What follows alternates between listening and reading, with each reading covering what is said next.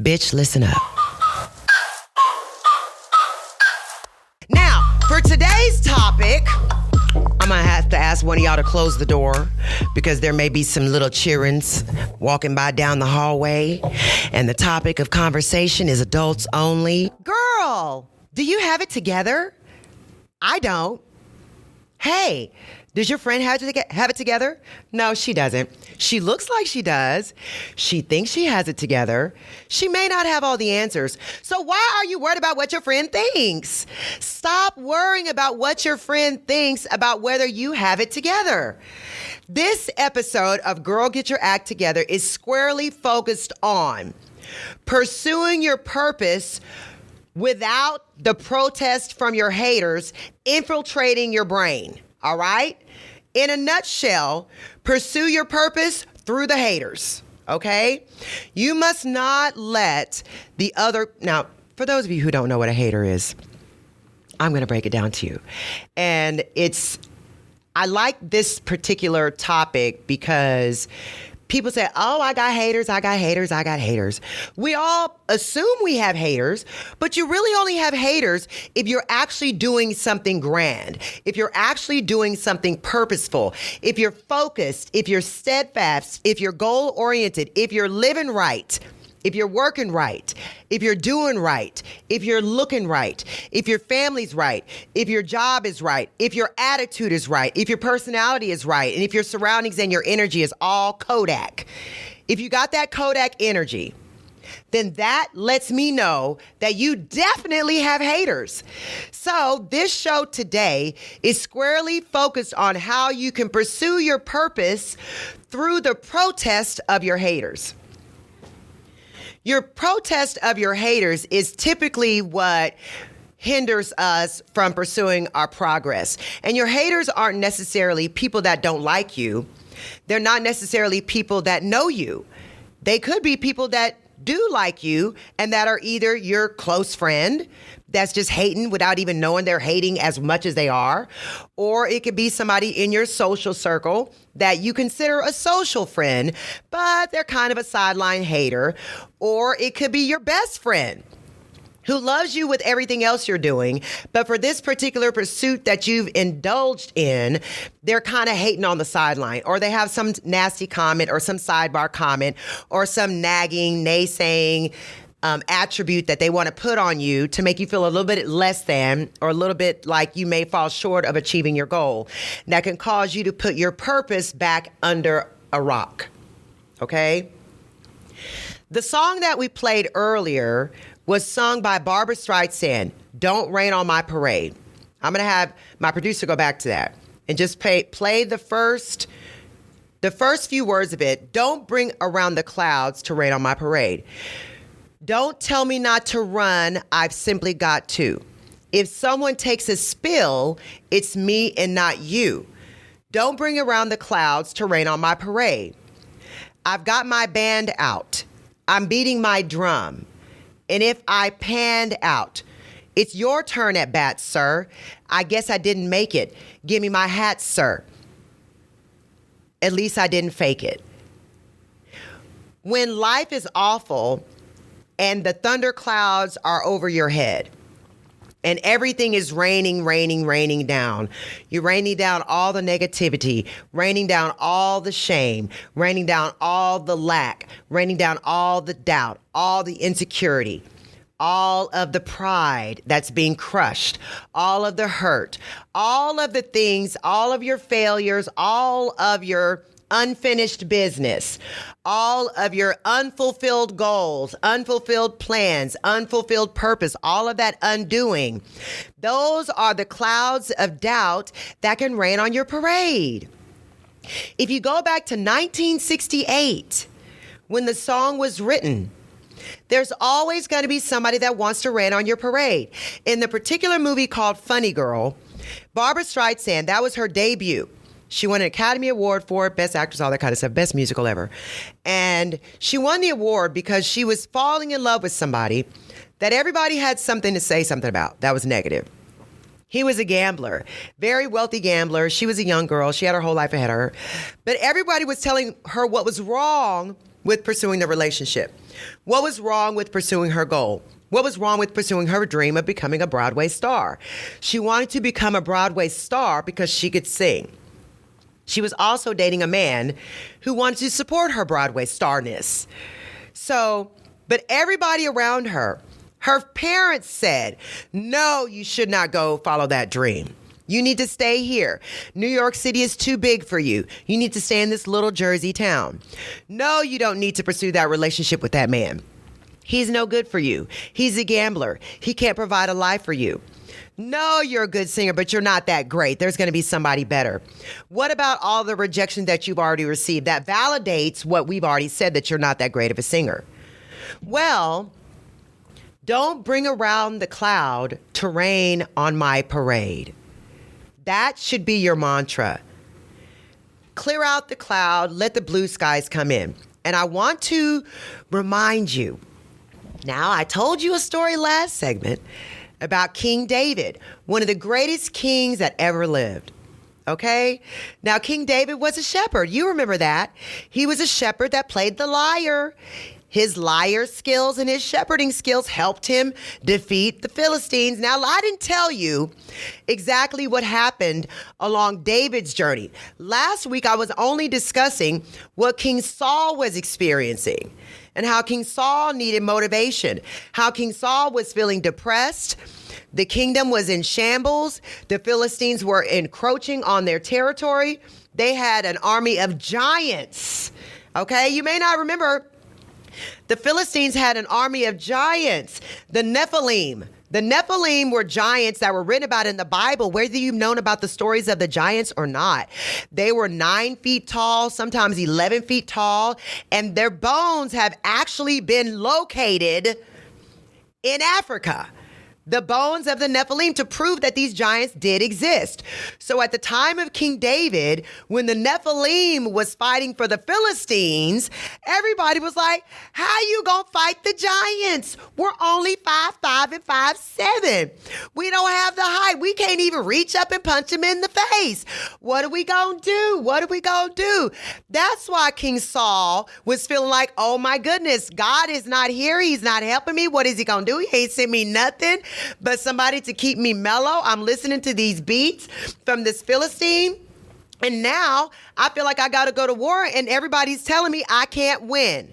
And everybody's telling King Saul, maybe we need to just go ahead and merge with the Philistines. Because you know what? If we merge with the Philistines, we can be captured. You won't be the king anymore, but we cannot defeat them. But what? There is a bigger plan for a smaller man. A smaller man who is just herding sheep. But guess what? The same clouds of doubt that were hovering over King Saul's kingdom in his mind, doubt, insecurity, lack of sure-footedness, intrepidation, fear, lack of hope, lack of desire, lack of ability, thinking that we are already defeated before we even start the war. The spirit of defeat was so pervasive in King Saul and in his kingdom that even though David was making him feel good with the musical instrument, with the lyre and playing the songs, it wasn't helping.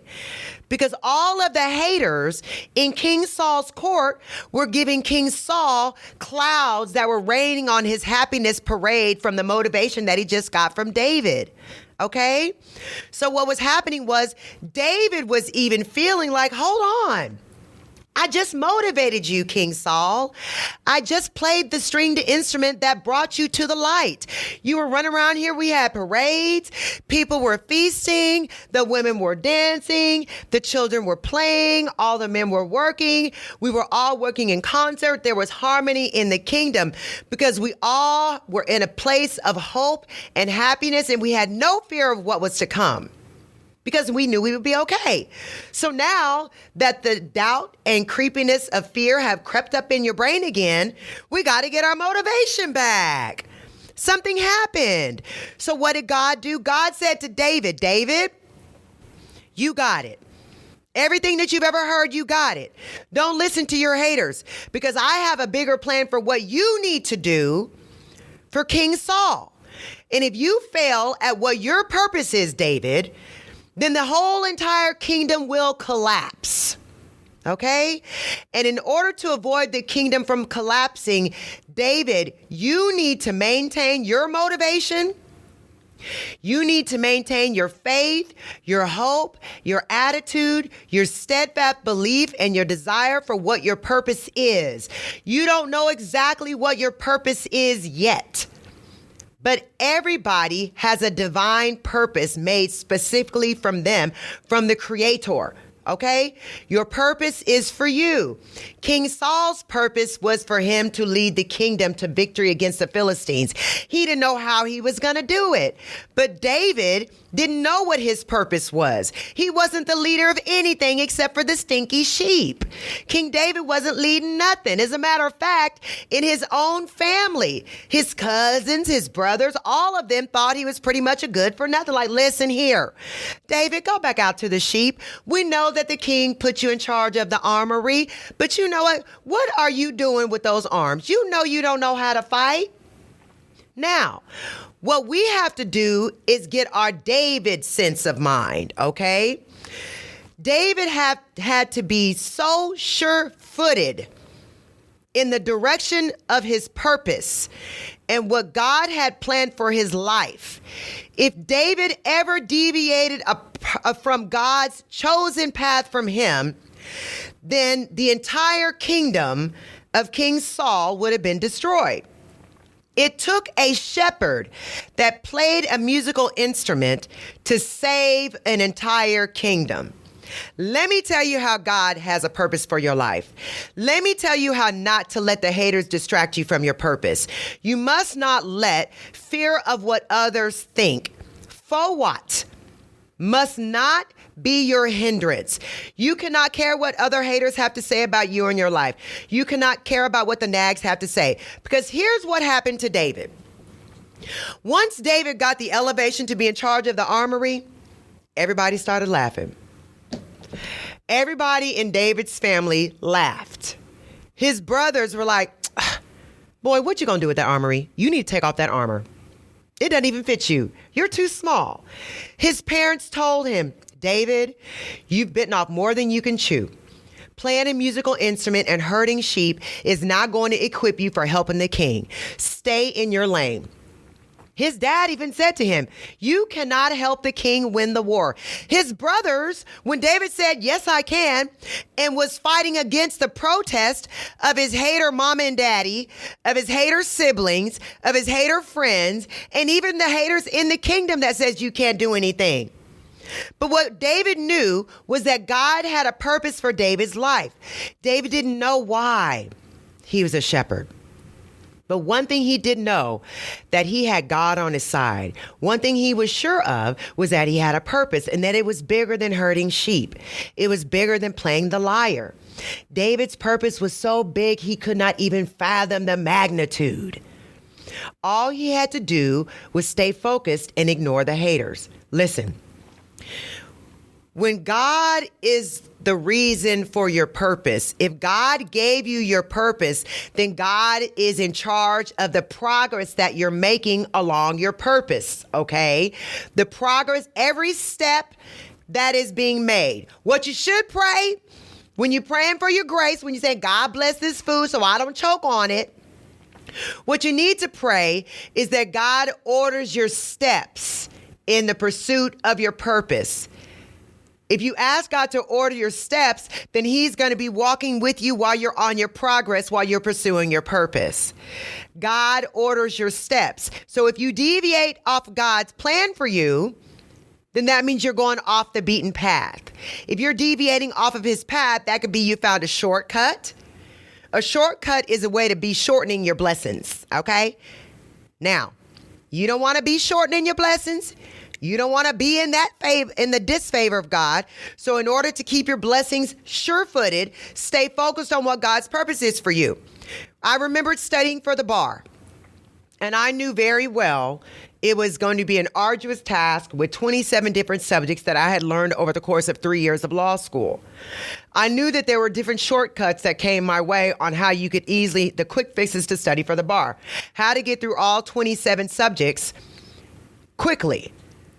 But what I knew for sure was that it took me 3 years to graduate from law school.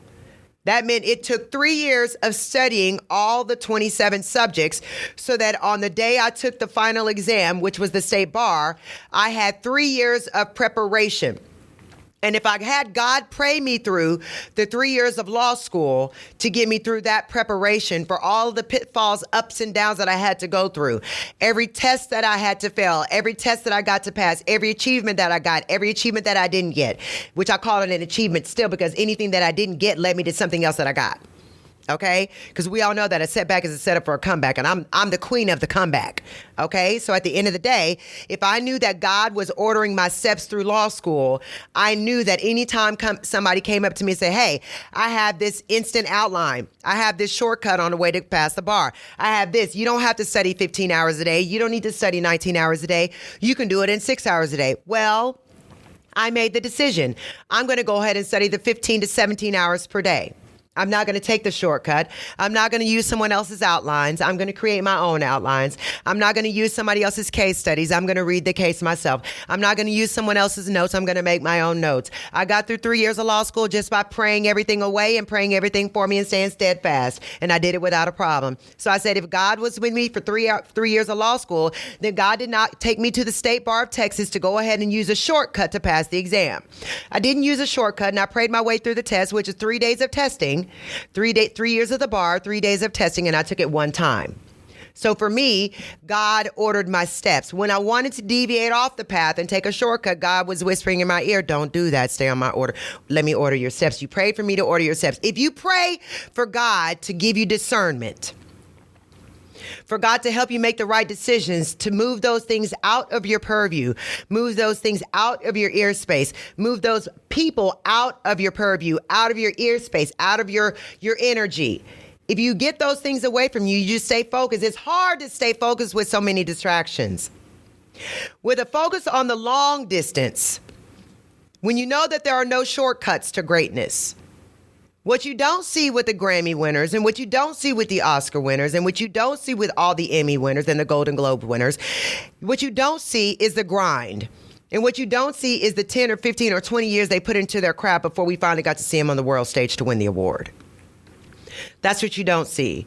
But those people who win those awards had followed their purpose through the protests from their haters. You're going to have haters at every step of the way. I believe your haters are a test that God's put in front of you or beside you or behind you, or sometimes in the midst of you, just to test your faith to see whether or not you will lose focus and worry about your distractions. Most of you are spending too much time focused on the distraction. You're trying to meander through the way of the shortcut instead of working your way through the long path. We have faith in our faith. Okay, we have faith that we're staying faithful to what we believe true faith is. If you have any doubt whatsoever, that's not faith.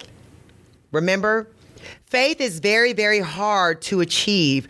True faith allows you the ability to respond to your haters in kind. I'm going to give you something that's going to be very, very happy to hear. Now, just because you're a faithful person doesn't mean that you can't have a clap back to your haters that are trying to distract you from your purpose. Now, I'm not up here just telling you what I believe and what I think. I put all of this into practice in my own life. When I played the song, Don't Bring Around the Clouds to Rain on My Parade, it was specifically because I've seen this happen to people time and time again. They have a goal or an idea in mind or it seems like a lofty goal that may be like something that you never would have thought that person could achieve or that they would even strive for. But once you hear them speak it out of their mouths, your instant reaction has not been to say, oh my gosh, that's so exciting. I'm so happy for you. How can I help? If that's not your instant reaction when somebody tells you about a dream that they have, then that means you lack faith. The test of your faith is your reaction to someone else's faith in their ability to achieve what their purpose is. Your own purpose is intrinsically intertwined with other people's. And here's what I believe. Now remember, I'm not a preacher. I'm not a rabbi. I'm not a teacher. I'm a reader. I read everything. So in my belief, it's kind of like, if you have so much faith that God is going to put in your life the people and places and things that you're supposed to have there or whatever, and you believe that God has a purpose for you, then why is it so hard for you to believe that God could have a purpose for somebody else that you didn't think of for them? Stop putting what your aims and what your goals are on somebody else. Stop being the secret hater in your mind against someone else's purpose. Let me put it to you this way. Your friend may tell you that, now let's take it. Your best friend may say, you know what? I'm going to quit my job and I'm going to start my bakery business. I've been baking cakes and cookies for my friends and croissants for all of my friends for 20 years at all these organizations. I'm going to just go ahead and quit this job as a teacher and I'm going to start my bakery business. Her best friend may be like, girl, I don't know if you want to quit your teaching job. You don't want to leave your benefits. You don't want to leave your you don't want to leave your surefire, you don't want to leave that 9-to-5, girl. Maybe you should do your bakery business as a side hustle. Now that's the best friend that is the hater. All right. I know it's hard to say. She's a hater. She is not a full-blown hater. Okay. This is a purposeful hater.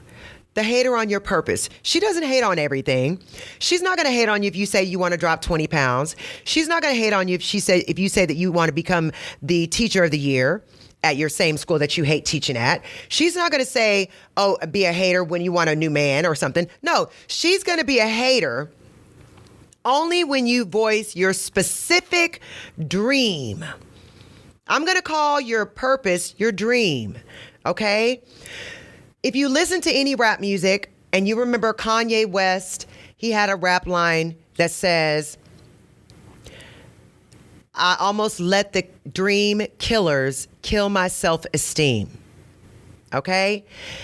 If you look at all of the rappers that we love today, you can find in some of their original tunes lines and quotes where they're saying about how they had to get it up on their own, how they had to use the corner selling drugs in order to become a rap star to produce their own albums because nobody would give them any radio time or nobody would play their discs on the radio. Nobody could give them any studio time because, you know, if you're not in the entertainment industry, studio time is quite expensive when the producers get involved. And so a lot of these people are hindered by their lack of funding. So when you look at all these rap songs, go back to your favorite rappers and go look at their earliest works. It'll talk about the struggle it was to make it to where they're trying to go. Those early rap songs are when before they have the Grammys, before they have the Emmys. Look at all of your favorite actors and celebrities, entertainers, whoever is your favorite person. Look at their backstory. In their backstory, they always have family and they always have friends, but one thing that they had to do with those family and friends is make sure those family and friends did not make them feel like their purpose was not for them. They had to make sure, let's just think about this. They had to have a clap back for their mama, who is a hater. They had to have a clap back for their daddy. That was respectful, so they wouldn't get popped in the mouth. You had to have a clap back for your friends, so you don't just shut your friend down and say, I can't believe you said that to me. How could you want to kill my dream? That's what you should say. The next time someone says anything about a dream that you have, why don't you be perfectly honest with them about how it makes you feel for them to say something like that? Prime example. I'm going to use my own life. I like to shut my haters down. Listen, if you're fortunate enough to know exactly who your haters are, then good for you. I'm not trying to put you in a space where you just keep your dreams a secret. You cannot achieve your dream if it's a secret, okay? People don't use lights and put them underneath a rock so that their light doesn't shine. If you have a light that is hanging over you all the time, if you've got a light like, oh, the light is over me, I've got a light inside, this little light of mine, I'm gonna let it shine. If you got a light that's shining, then only the protesters, only your haters will be the one to cause you to turn your light off, just like, boom, no more light for you. Or it could cause you to make your light shine even brighter. Or it could be making you feel like, I'm seeing red, nothing's going on right. If you got a situation where you have people in your life that are trying to dim your light, maybe they're not all around haters. Maybe they're just hating on you with a specific intent to block that particular blessing. You need to re-examine what the purpose is for that person in your life. Okay? Everybody has a purpose in your life. Everybody that's in your life is not meant to be there for the whole duration of your life. Okay? Long ago, it's been said over and over and over, people are in your life for a reason, a season, or a lifetime. It's very, very rare that you have someone that's in your life for a lifetime. Lifetimers are usually your immediate family or your spouse. You hope it's a lifetime. But for everybody else, they're there for a reason or a season. In every season of your life, you may be going through different things. Like this, you may be in the season of a new career path, or in the season of being an empty nester, or in the season of brand new children entering the world and you're learning how to raise them, or in the season of being newly single and having to navigate your life as a divorced person, or in the season of loss, in a season of grief, where you're losing people right and left. I spent a 5-year period where somebody in my family died every year. So when you lose a sister, you lose your father, then you lose your mother-in-law, then you lose your cousin, then you lose one of your best friends, then you lose your uncle, and then you lose your grandmother-in-law. It's kind of like, whoa, whoa, whoa, whoa. So I went through a 5-year season of grieving. But during my grieving season, I was still working on fulfilling my God-given purpose. I did not let the distraction of deaths, the distraction of grief, stop me from inching closer in the progress to fulfilling my purpose. Now, in your ear, you're going to have some people in your ear that want to help you fulfill your purpose because they're not haters. But they just don't have the proper method of helping you fulfill your purpose. You know, let's just let me give you some examples. Your example may be, you might aspire to, put that on clear, you may aspire to be a supermodel. Now, you may have a friend who's already a supermodel, but she happened to get it a different kind of way. She might be a supermodel that's sending some nudie pictures to Playgirl or Playboy magazine. So she's a supermodel in the Playboy realm. Or she's a supermodel that says, hey, I want to work on the catwalk of New York City, and I need to sleep with the casting director or the casting agent, or I need to sleep with somebody to make my way to the top. Well, maybe she achieved her goal, but maybe that's not the way you want to achieve your goal. So she may not be a hater. It just may be that the way for her fulfilling her purpose was different. You may have the same end. Everybody that wants to win an Oscar may have a different way of getting to the Oscar stage. You may be a child prodigy that's just a great actor that went to school for acting, that went to the Yale School for Theater, and then after that, you went to LA, you got an agent, you did everything right, you went on all the auditions, you got 1 million notes, you got the one yes that set your career off right. You ran into Harvey Weinstein on one of the casting calls, and you told Harvey, I cannot have sex with you for this movie role. So then you spent the next 5 years not getting any roles. He shut you out. And you got a little bit older. And then one day somebody said, hey, I want to put you in this one-act play. I wrote it, but I'm a good writer, but I'm not a great actor. I feel like your delivery would be great. So you did the one-act play. And then guess what? It got really good reviews from the 45 people who saw it. But then you put it on social media, your little one-act play, you put it on social media. And then one of the directors saw you in LA and said, hey, I like this one-act play. So what happened was the person who wrote the one-act play was only good at writing. But God said, I'm going to give you the perfect voice to put your one-act play into a reality. And that perfect voice was going to be that actor that decided not to sleep her way to the top with Harvey Weinstein to get an Academy Award. But was that person who got the rejections, that did the one-act play with only 10, 20 people in the audience, but blew it out the box because they had the gift from God to be a great actress. When God gives you the gift to be a great actress, you're going to be able to fulfill that purpose no matter who's in your space. Because so long as you make the right decisions along the way to meeting your journey, your final destination, as long as you make the right decisions, don't take the shortcut. See, the shortcut would have been sleeping with Harvey Weinstein to get it easily. The shortcut would have been sleeping with a casting director. The shortcut would have been stealing the one-act play idea and reproducing it on your own and then creating your own movie about it and then shopping it around. But that's not what your divine purpose is. Your divine purpose is not to steal someone else's purpose and make it your own. And it's also not to take a shortcut from the path that God has set in front of you. If you are walking in your divine purpose, then all the decisions that you make play into fulfilling the timeline for when you're ready to reach your destiny. Saying no to a sexual favor to get you what you want. Saying no to being paid to do something you're not willing to do. Saying no to people who say, well, if you just do this for me, if you rub my back, I'll rub yours. Saying no to everything that would be a shortcut. Saying yes to going ahead and going to school for your craft. Saying yes to getting knowledgeable. Saying yes to getting a mentor.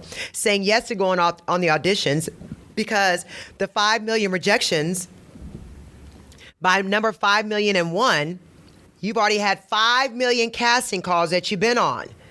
So maybe it took 5 million tries before you got in front of that casting director that saw you on that video on social media doing that one-act play and that wanted you to come in and do a read in person. So when you got flown to LA to do a reading in person, that casting director didn't know that you already had 5 million casting calls where you got rejected. And the reason why he doesn't know is because it's not showing on your face. Because when you do your path the right way and you stay focused on just your path and you make the right choices when you're achieving your goal and you're not going on the sinister path, you're not taking the shortcut, you're not using your body, you're not being slick, you're not being duplicitous, you're not being a hater on somebody else's dream, and you're not so focused on destroying somebody else so they don't get their blessing that you can focus on your blessing, then God is going to make sure that when it's time, when you're ready, once you've had 5 million practices at failing a casting call, all those 5 million rehearsals, all those 5 million failures, so long as you still have the nerve and the gumption and the attitude, the faith and the hope and the direction and the focus on your purpose, then when you're out in LA in front of that casting director, you're going to be walking into that room giving Kodak energy. You might be walking in with a t-shirt that says, this little light of mine, I'm going to let it shine. You might be walking around saying, don't let the clouds rain on my parade. You are walking in like that. And when you walk in like that into any room that you have, when you're giving them Kodak energy, smile, smile. They don't know what you're smiling about. They don't know why you're so happy. They don't know why you're not looking nervous. They know that they've already seen 500 people already, and you're number 501. But for some reason, they don't realize that they've seen 500, but you've auditioned 5 million times. So when they see you and you're walking into the room, you got your script in hand, you're walking in there with your script, and they're wondering why you're smiling and walking with some pep in your step, because they know full well that everybody comes in a little bit nervous. Everybody comes in wanting it so desperately. Everybody comes in with the thirst, the saliva dripping from their mouth like Wile E. Coyote chasing after the Roadrunner. Everybody comes in thirsty and hungry. But if you look hungry, you won't get fed. If you look thirsty, you won't get a sip of water. The people who are already and happy and already fulfilled and plentiful are the ones who get to drink from the cup every time. Because what the casting director, and this is the casting director in your life, it could be your boss. If you've already gone to 5 or 6 different interviews and you're interviewing for a job and you're like, oh my gosh, they keep telling me no, no, no, no, no, and I'm overly qualified for all these things, and I'm really trying to go for my dream job, that if I've gotten rejected from my dream job 10 times, then does that mean it's not for me? No, it doesn't mean it's not for you. It means it's not the right timing. Okay? Now, listen, you have to do everything when God tells you to. When it comes easily to you, that means God is telling you to do it. If it comes really, really hard, now I'm not talking about the obstacles that you face along the way. It may be really, really hard to get your body right in preparation for getting in front of the casting director. It may be really, really hard to get all your films together, all of your audio together, your agent on board, your stylist on board. It may be really, really hard to get all those people that are on your team working together to make you be presentable for this one shot that you have. But remember, God put all those people in your life for a reason. They're in your life for this winning season that you have. So let the people that are in your life for this reason take you through the winning season, and God will be there when you fulfill your purpose. He's waiting for you to get there in the time that is divine. You cannot rush it. You cannot do anything to move it along. You trying to kick the can down the road and wonder why it hasn't gotten down the road yet. You're probably kicking it in the wrong direction. And have you noticed that when you kick a can, it sometimes scurries on to the left. Then you got to go to the left and kick it back to the middle. Then once you get it back to the center, you kick it some more. Then it'll roll forward a little bit. But that next time you kick it, it's going to roll on to the right. Then you got to go to the right and kick it back on into the center. Now, every time you kick the can down the road, those are the obstacles in your life. Those are the haters and the distractions. Those are the things that are meant to get you off your focus of your narrow path. The path is long and narrow. It's long and narrow. It's narrow because there's only enough room for you to walk on it by yourself. Your life and the pursuit of your purpose is like walking on a tightrope. Okay? Person walking on a tightrope can only have a couple of things in each hand. One is the left side of that long pole, and the other is the other side of that long pole. That is the only thing that you can take with you. That is faith in your left hand and hope in your right hand. It's helping you walk along that tightrope, taking you from end to end. If you look at your feet on a tightrope, you will notice that the rope is about 1 to 2 inches in circumference all the way around the diameter. So that means your foot may be 4 inches wide. You have seen the tightrope walker curl their feet to grip the road that they're walking on, to make sure, just in case, when they're holding the pole of faith and hope, just in case the wind of doubt starts blowing in their direction, to knock them off of the tightrope, if they curl their feet and grip it tighter, if they curl their toes and grip it tighter to the rope, and hold on tighter to the pole, and get balanced, and get their shift back, and focus, then they can continue on the path of walking straight. But the moment they're walking straight for the next 10 steps, if they just so happen to look down and realize there's no safety net, they'll start to wobble. If they look to the left at a bird that's flying by, or look to the right at another bird, then that means their faith and their hope is not being held in their stead. They're looking around at the distractions instead of staying focused on their purpose. You need to walk the tightrope of your life in pursuit of your purpose. David walked the tightrope of his life. When his family said he couldn't do it, when his friends said he couldn't do it, when his brother said he couldn't do it, and when even King Saul said he couldn't, but he didn't believe he could do it, David said, I know I can. I have faith and I have hope, and I've got these 3 stones. And then remember, even though David said, I've got 3 stones in my pouch, I've used these 3 stones when I had to fight off the lion and the bear to save my sheep. I don't need anything but the stones. The stones were what God gave David, the armor necessary to defeat anybody or anything that came in front of him fulfilling the purpose of destroying the Philistines. So, the reality is this. If you're walking with faith and hope, like David, then you don't need the distractors, the haters. Here's the other part of David's story. When David was having his time and fighting off all the haters, King Saul got sucked into the haterade. And said, you know what, David? I know you say you got them rocks, but the Nephilim are 11 feet tall. You can't even reach their face. You know what David said? I don't need nothing. I got what I need. God gave me everything that I was going to need. If I got to hit them upside the head with this lyre, I will. I know the sheep can't help me fight you. I know the sheep can't do nothing against the Philistines, but guess what? I don't need the sheep, because around my waist, while I've been protecting the sheep in this flock this entire time, the whole time I've been playing this lyre, I have always kept a belt around me on my waist that had 3 smooth stones in it. 3 smooth stones is all I needed. You all thought I needed a helmet. You thought I needed a spear. You thought I needed gigantic boulders. You thought I needed to rake up all these pits. You thought I needed a coat of arms. King Saul gave David a full coat of arms to wear into battle against the Philistines. When the Philistines were close to defeating the King Saul's army, David said, hold on, I got to go to the front.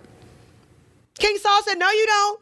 Not with that raggedy armor. Let me give you a better armor. He said, no. Matter of fact, your armor was holding me back, King Saul. Your armor was too heavy for me.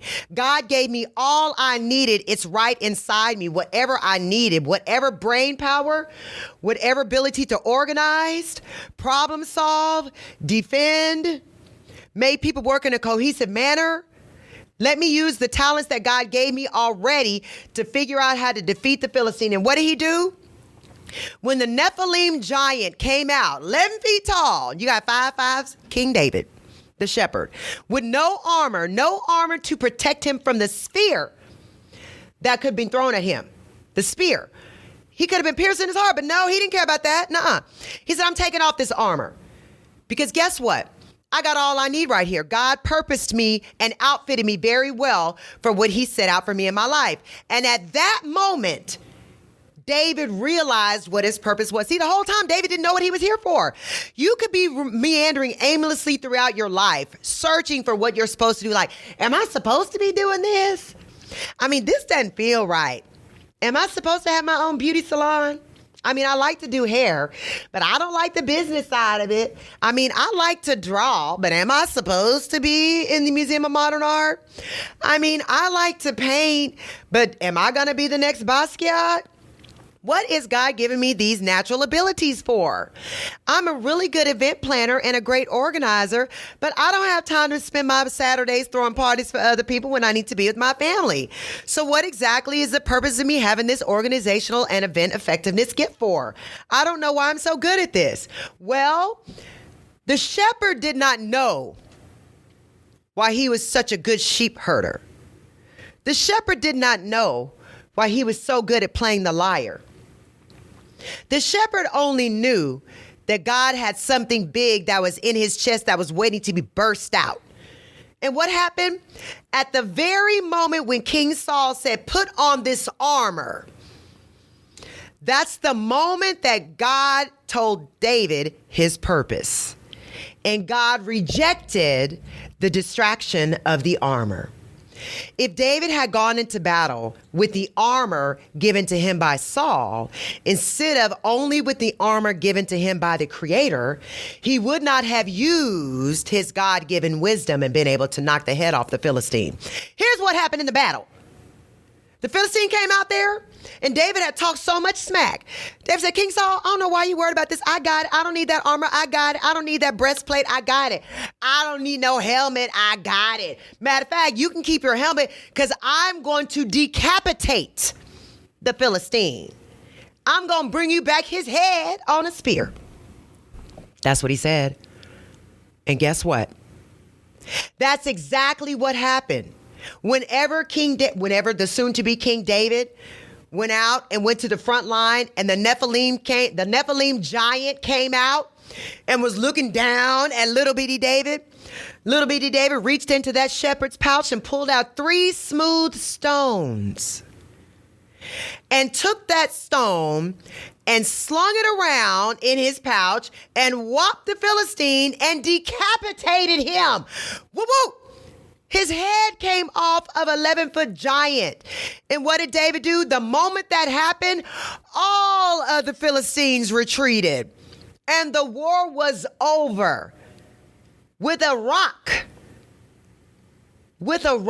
not a spear, given to him by King Saul, not a bayonet, not a boulder, not a bunch of armies, not everybody jumping in and coming up with master plans.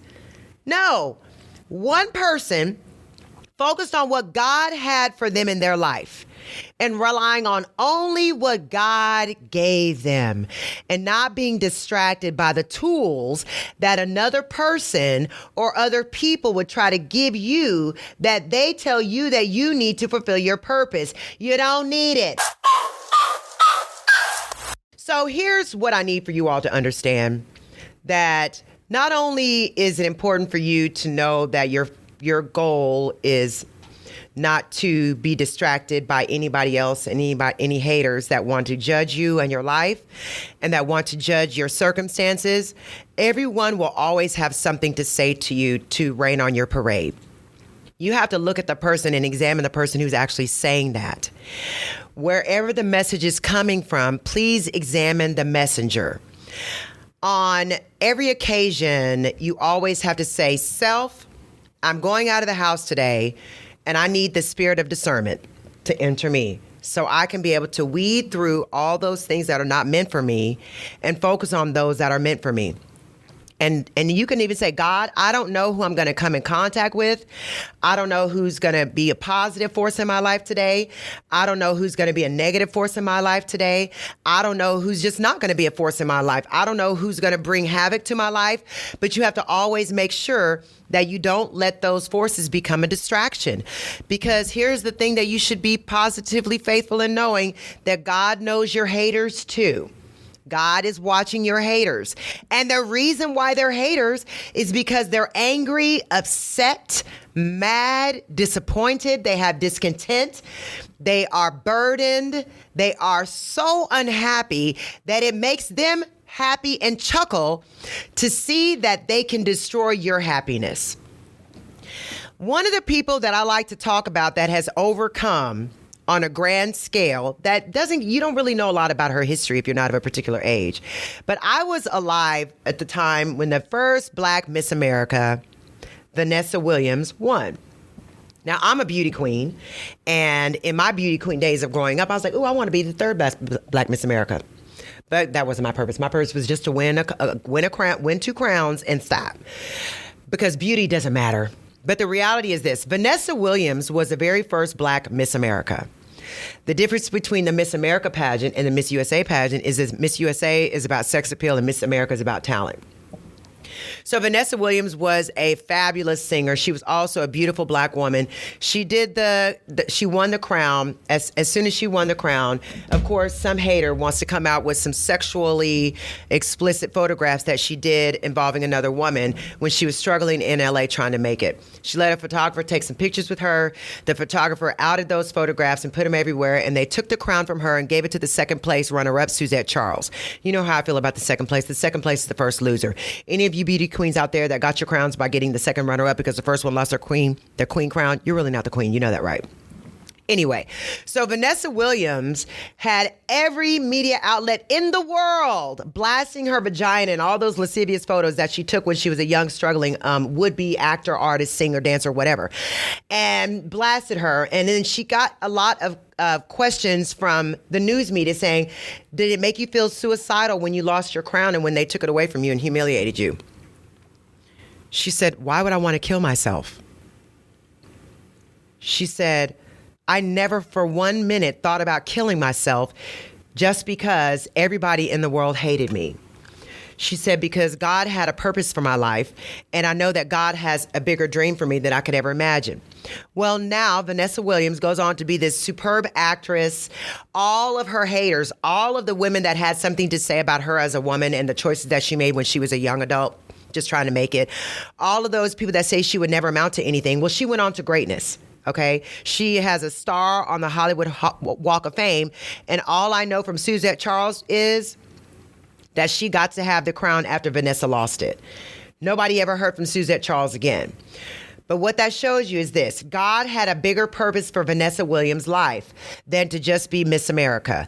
And what God was testing Vanessa Williams on was her ability to stay faithful and focused and know that the dreams that she had for her life of being an actor and being a Grammy winner or whatever, doing all these things was not going to block her blessing. Nothing mattered. Vanessa stayed focused. She had a beautiful family, wonderful husband. She was able to live the life that God intended for her because she was not distracted by her haters. And at the end of the day, I want to tell you something that happened to me on Saturday. I was with a group of girlfriends, and there was a hater in the midst. And I came in feeling so great and wonderful. I had run all of my errands. I was looking good. I was not dressed up like I normally would for a brunch, but it was a brunch with like 15 girlfriends from a group that I belonged to. And there's this one particular person that has never liked me the whole time. From the day that she met me, I knew that she didn't like me. I could tell by the nasty looks and the nasty snide comments that she would make to me, to my face. Every time she would see me in passing and say something snarky. And this is a woman that's at least 10, 15 years older than me. But she's been in my life, been a part of my life since I was 38 years old. She's been a hater since I was 38. So finally, I'm feeling great and everything. I'm coming into the brunch. And I don't go to brunch. I don't go to brunch with my friends. It's not what I do. So I do this brunch like once every 2 or 3 months with my friends, and the hater is sitting there, and she says something so mean and nasty to me, and I'm walking in, all of my girls like, oh, hi, so good to see you. And when she sees me, she says, oh, well, who are you today? With a snarky look. And I thought to myself, I could either be Michelle Obama, and when they go low, I go high. But instead, I decided, you know what? I'm living in my purpose, and God did not put me here to not have a clap back. So I decided that, you know what? I'm going to go ahead and give what God wants me to say to her. And I said, you know what? I'm exactly who Nyanza Elmore is. I'm Nyanza every day. What do you mean, who am I today? I said to her, you are such a hater. You're such a hater. For the last 10 years, you see me and you always make a comment. You always try to bring me down every single time. She repeated what she said every time. And everybody around the table was feeling a bit uncomfortable because they were not used to me saying anything back to a hater. But let me tell you something, ladies and gentlemen. I never felt better in my life, in my entire life, than actually speaking to my hater and letting her know, you're such a hater. I know you're not my friend. And when she said, but we're sisters, that's the way sisters do, I said, you're not my sister. And then she said, okay, I'm sorry. Because she's a hater. If you're out there and you got people trying to rain on your parade and they're raining on it consistently every day, they're giving you showers and thunder showers and overcasts and hailstorms and tumultuous tornadoes and stuff, don't let a Tasmanian devil hater keep on raining on your parade. You need to stop the rainfall. Don't bring an umbrella. No, just cut the rain out. Don't let anybody dim your light. The moment you feel like somebody's trying to cut you down, go ahead and tell them, hey, you're a hater. You'll be all right over there. Keep hating. I'm going to keep doing me. But maybe they won't be so quick to say something to you. Because if over time they're saying so much to you that it's getting in your head, that can affect you later on down the road and have you thinking doubtful about yourself. So if you need a clap back, your only clap back to a hater is to call them a hater. You're just a hater. And move on. And on that note, ladies and gentlemen, smile at your haters like I do. And be a Vanessa Williams. Rise above and be like David. Make sure that if the haters are in your family, you don't let them block your blessing, because your purpose is to fulfill a greater purpose that God has for your life. And on this episode of Girl, Get Your Act Together, I hope that you could pursue your purpose through your haters. For those of you women out there, I've been in this situation. Don't be embarrassed. It could happen to you.